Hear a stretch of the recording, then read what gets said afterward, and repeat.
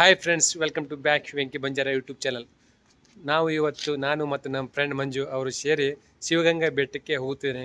ಬನ್ನಿ ದೇವರ ದರ್ಶನ ಮಾಡಿ ಬರೋಣ. ಹಾಗೂ ಬೆಟ್ಟದ ಬಗ್ಗೆ ಸಂಪೂರ್ಣವಾದ ವಿಡಿಯೋ ನಾನು ನಿಮಗೆ ಮಾಡಿ ಹಾಕುತ್ತೇನೆ. ಬನ್ನಿ ನೋಡೋಣ.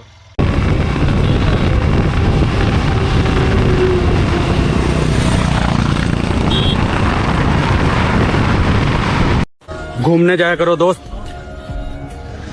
क्योंकि ये पैसा तो वापस आ जाएगा, लेकिन ये तुम्हारा समय ये दोबारा लौट कर नहीं आएगा. ये आसमान, ये बादल, ये रास्ते, ये हवा, हर एक चीज है अपनी जगह ठिकाने से कई.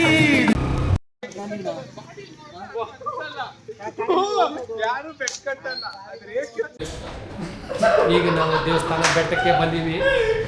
ಹಂಗೆ ಮುಂದಕ್ಕೆ ಸಾಗುತ್ತಾ ಹೋಗಬೇಕು. ಈಗ ಮೆಟ್ಟಲು ಹತ್ತುಕೊಂಡು ಹೋಗೋದು ನೋಡಿ. ಹೆಂಗೆ ಮುಂದೆ ನಮ್ಮ ಅನುಭವ ಹೇಳ್ತೀನಿ. ಮಂಜು, ಶಿವಗಂಗೆ ಬೆಟ್ಟವು ದಕ್ಷಿಣ ಕಾಶಿ ಎಂದು ಪ್ರಸಿದ್ಧವಾಗಿದ್ದು ಶಿವಲಿಂಗದ ಆಕಾರದ ಪವಿತ್ರ ಬೆಟ್ಟವಾಗಿದೆ. ಹೊಯ್ಸಳರ ಕಾಲದ ಐತಿಹಾಸಿಕ ಮಹತ್ವ ಹೊಂದಿದ್ದು ವಿಷ್ಣುವರ್ಧನ ರಾಣಿ ಶಾಂತಲಾದೇವಿ ಜೈನ ಪದ್ಧತಿಯಂತೆ ಉಪವಾಸ ಮಾಡಿ ಪ್ರಾಣ ಬಿಟ್ಟ ಸ್ಥಳವೆಂದು ನಂಬಲಾಗಿದೆ. ಇಲ್ಲಿ ಗಂಗಾದೇಶ್ವರ ದೇವಾಲಯ, ಹೊನ್ನಮ್ಮದೇವಿ ದೇವಸ್ಥಾನ ಹಾಗೂ ನಂದಿ ವಿಗ್ರಹ, ಪಾತಾಳ ಗಂಗೆ ಅಂತ ಪವಿತ್ರ ತೀರ್ಥಗಳಿವೆ. ಬೆಟ್ಟ ಏರುವುದು ಪವಿತ್ರ ಯಾತ್ರೆ ಎಂದು ಪರಿಗಣಿಸಲ್ಪಟ್ಟಿದ್ದು ಚಾರಣಕ್ಕೂ ಜನಪ್ರಿಯವಾಗಿದೆ.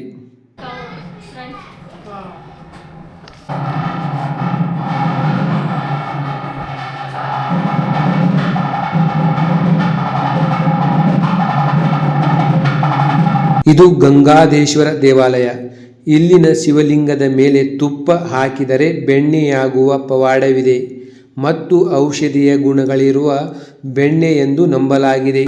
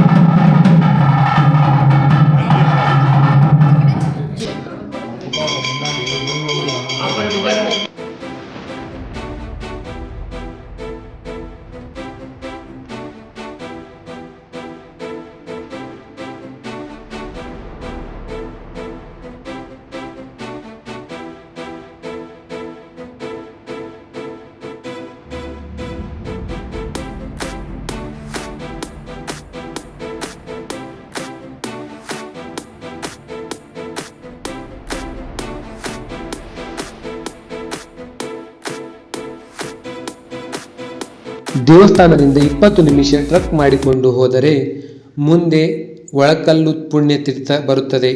ಹಾಗೆ ದೇವಸ್ಥಾನದ ಒಳಗೆ ಹೋದರೆ ಒಳಕಲ್ಲನ್ನು ನೋಡಬಹುದು. ಅಲ್ಲಿ ವರ್ಷಪೂರ್ತಿ ಅದರಲ್ಲಿ ನೀರು ಇರುತ್ತದೆ. ಅದರಲ್ಲಿ ನೀವು ನಿಮ್ಮ ಕೈಯನ್ನು ಹಾಕಿದರೆ ಅಲ್ಲಿ ನಿಮಗೆ ನೀರು ಸಿಕ್ಕರೆ ನೀವು ಅಂದುಕೊಂಡದ್ದು ನೆರವೇರುತ್ತದೆ ಎಂಬ ನಂಬಿಕೆ ಇದೆ.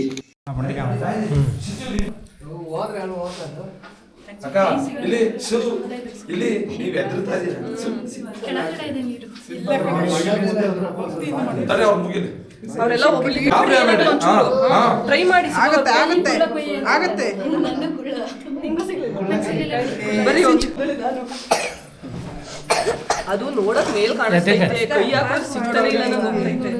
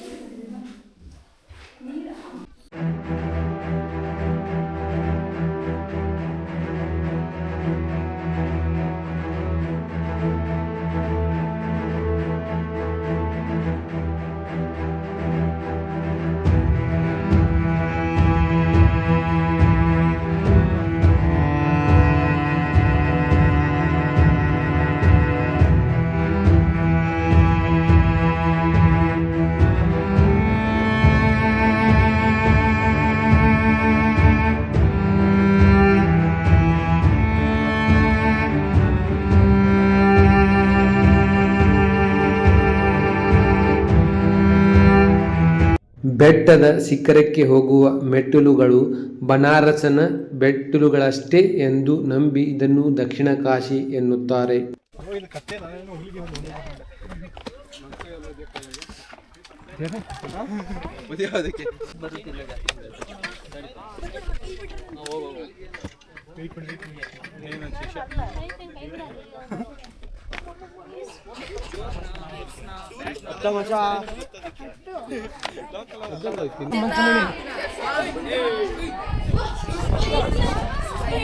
Okay, I'm good.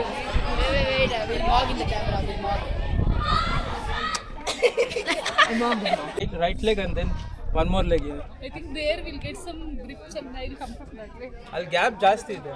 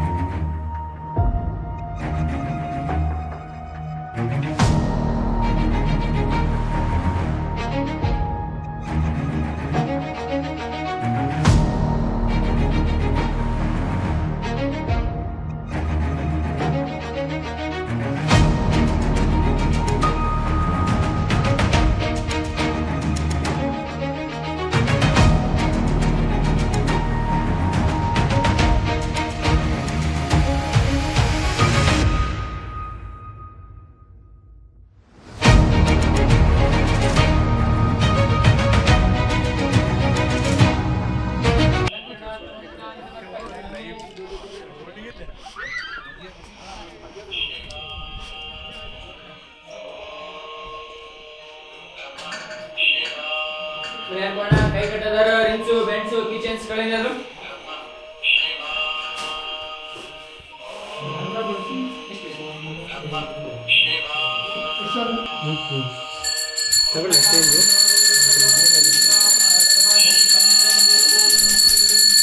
ಈ ಸ್ಥಳವನ್ನು ಶಾಂತಲಾ ಡ್ರಾಪ್ ಪಾಯಿಂಟ್ ಎಂದು ಕರೆಯುತ್ತಾರೆ. ಈ ಸ್ಥಳದಿಂದಲೇ ವಿಷ್ಣುವರ್ಧನನ ರಾಣಿ ಶಾಂತಲಾದೇವಿ ಬಿದ್ದು ಸಾಯುತ್ತಾಳೆ. ಅದಕ್ಕೆ ಈ ಸ್ಥಳವನ್ನು ಶಾಂತಲಾ ಡ್ರಾಪ್ ಪಾಯಿಂಟ್ ಎಂದು ಕರೆಯುತ್ತಾರೆ.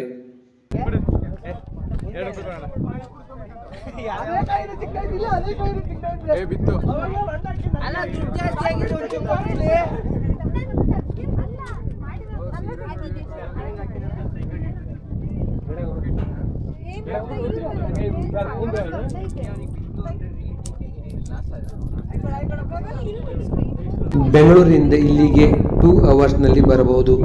ಈ ಸ್ಥಳವು ತುಂಬ ಚೆನ್ನಾಗಿದೆ. ಇನ್ನೂ ಯಾರು ನೋಡಿಲ್ಲ ಅವರು ಬಂದು ನೋಡಿ ನಿಮ್ಮ ಎಕ್ಸ್ಪೀರಿಯನ್ಸ್ ಕಮೆಂಟ್ ಬಾಕ್ಸ್ನಲ್ಲಿ ತಿಳಿಸಿ.